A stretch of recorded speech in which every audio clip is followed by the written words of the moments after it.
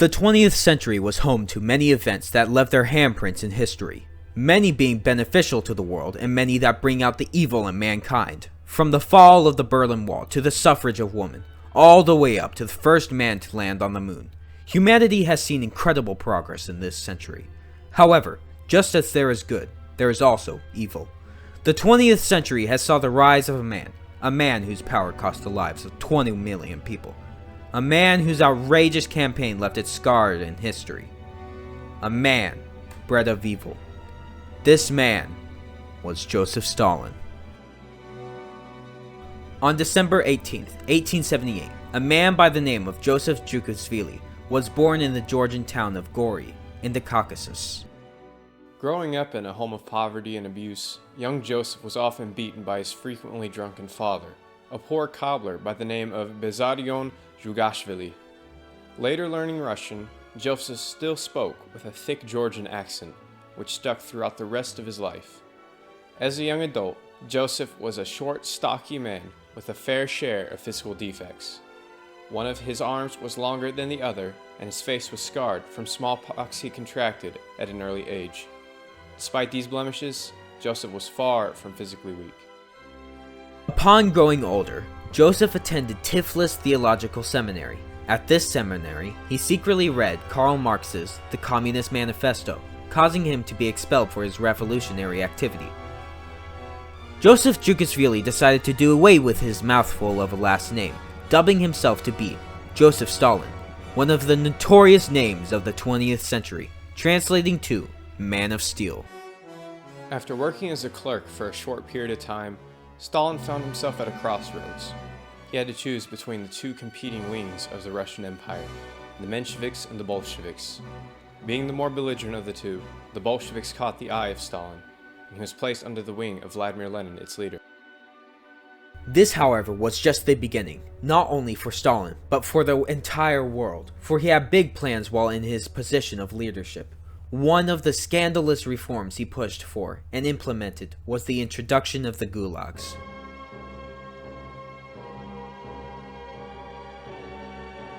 A well-renowned trademark of the reign of Stalin was the Soviet gulags.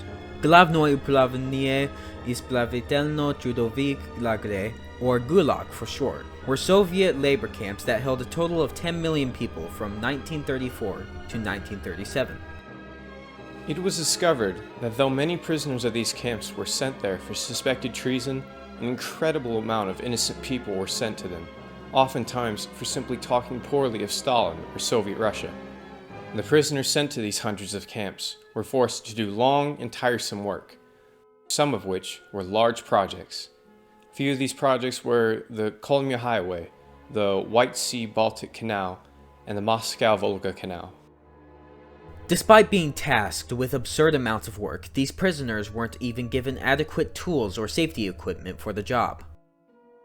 Labor ranging from chopping trees to digging at the ground that had frozen over, to mine for minerals, all with the use of hand tools. Desperation had led many prisoners to purposely injure themselves to avoid the long and continuous labor in the harsh and bitter cold environment. It truly was a jab taken at the humanity of people.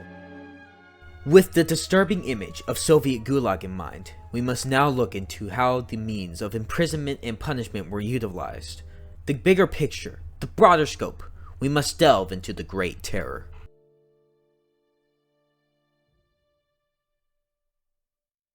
$750,000 of the 20 million lives lost to the hands of the menace Joseph Stalin were those taken during the Great Terror. Also known as the Great Purge, this was a political campaign promoted and executed during the rule of Stalin. Starting when the Soviet communist leader Sergei Kirov was assassinated, the Great Terror only took off from there. Instances such as the Katyn massacre brought light to another disgusting act of the Soviet Russians in the 20th century. In the spring of 1920, half of Poland was occupied by the Soviets, and tens of thousands of military personnel were held in the captivity of these gulags. The Soviets demanded 15,000 of these men fight for the Russian cause. What caught them off guard was that most of the Polish had escaped from captivity. Those who didn't flee or were found were later discovered, shot in the back and buried by the masses. Nikolai Bukharin was one of the more influential leaders of the Communist International.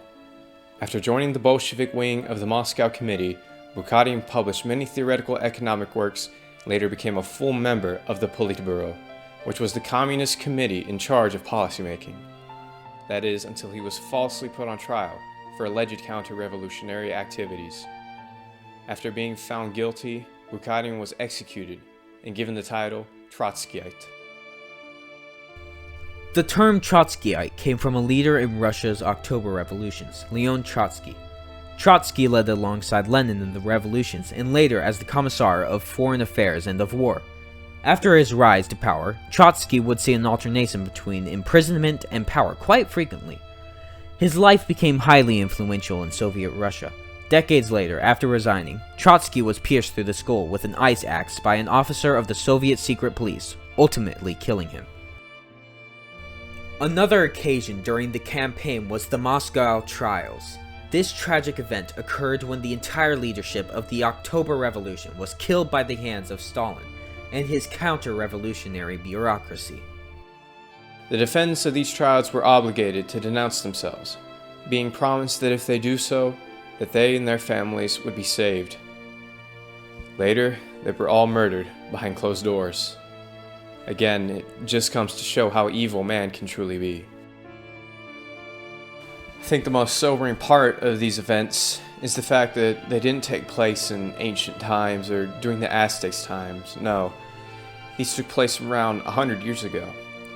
To think that the television was invented before the Great Purge was even thought of is incredible to think about. From the birth of Stalin to his use of the gulags and the Great Terror, all these events shaped history into what it is today.